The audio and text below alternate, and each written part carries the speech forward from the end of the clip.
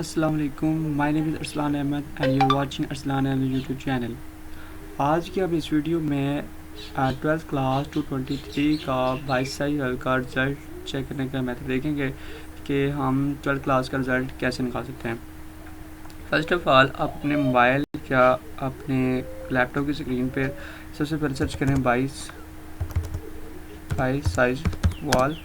अगर आप जिसका भी रिजल्ट चेक करना चाहते हैं तो आप उस बोर्ड को मेंशन कर सकते हैं, क्योंकि मैं साहिबा को चेक करना चाहता हूँ इस पर मेंशन करता हूँ। तो उस पर सबसे पहला जो लिंक होगा तो आप इस पर क्लिक कर देंगे। जैसे आप इस पर क्लिक करेंगे तो उसके बाद आपके पास ये कि बॉक्स आ जाएगा। आप जस्ट यहाँ पे अपना रोल नंबर मेंशन कर दें।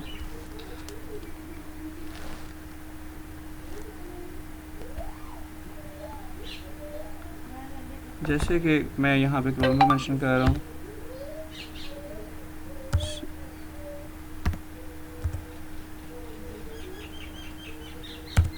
और साथ में ये कैप्शन पुट कर दें